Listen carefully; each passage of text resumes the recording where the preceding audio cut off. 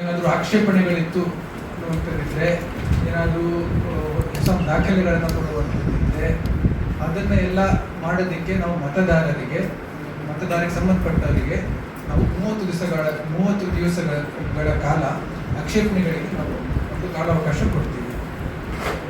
Then after that at the same time 5/8 3/10/26 60 days 5/8/26 3/10/26 60 ಡೇಸಲ್ಲಿ ನಾವು enumeration form ಅನ್ನು ಆಧರಿಸಿ ಅದನ್ನು ಒಂದು ಮೂಲಾಧಾರವಾಗಿ ಇಟ್ಕೊಂಡು ಅದ್ರ ಮೇಲೆ PROಗಳು ಏನು ಮತದಾರರ ಪಟ್ಟಿ ಫೈನಲ್ ಮಾಡಬೇಕಾಗುತ್ತೆ, ಏನೋ ಅಪೂರ್ಣ ದಾಖಲೆಗಳಿತ್ತು, ಎನ್ಯುಮರೇಷನ್ ಫಾರ್ಮ್ ಸರಿಯಾಗಿ ತುಂಬಿರಲಿಲ್ಲ, ಏನಾದರೂ ಹೆಚ್ಚುವರಿ ಮಾಹಿತಿ ಬೇಕು ಅಂತ ಈ ಎಲ್ಲ ಸಂದರ್ಭಗಳಲ್ಲಿ ಮತದಾರರಿಗೆ ನೋಟಿಸ್ ಕೊಡುವಂಥದ್ದು, ಹಿಯರಿಂಗ್ ಮಾಡುವಂಥದ್ದು, ಅದಾದಮೇಲೆ ಅವರಿಂದೆಲ್ಲ ಮಾಹಿತಿ ಪಡೆದು ಅದನ್ನು ಅವರಿಗೆ ಅಂತಿಮ ಏನು ಮತದಾರರ ಪಟ್ಟಿ ಏನಿದೆ ಅದನ್ನು ಸೇರ್ಪಡೆಗೊಳಿಸಲಿಕ್ಕೆ ಈ ನೋಟಿಸಸ್ ಆ್ಯಂಡ್ ಹಿಯರಿಂಗ್ಸ್ ಏನು ಮತ್ತು ಅಬ್ಜೆಕ್ಷನ್ಸ್ ಏನಿರುತ್ತೆ ಈ ಒಂದು ಪ್ರಕ್ರಿಯೆಯನ್ನು ನಾವು 60 ದಿವಸಗಳ ಕಾಲ ನಾವು ನಡೆಸ್ತೀವಿ.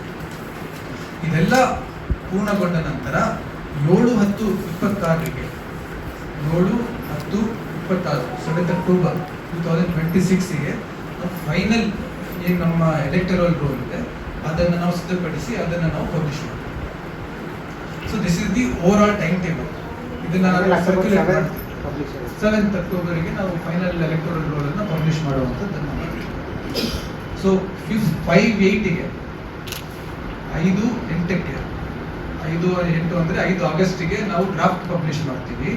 ಆಮೇಲೆ 7/10ಗೆ ನಾವು ಫೈನಲ್ ಎಲೆಕ್ಟರಲ್ ರೋಲ್ನ ಪಬ್ಲಿಷ್ ಮಾಡ್ತೀವಿ. ಸೊ ಸುಮಾರು 60 ದಿವಸಗಳ ಕಾಲ ನಂತರದಲ್ಲಿ ನಾವು issuing of objections, calling for hearings and all of that will do.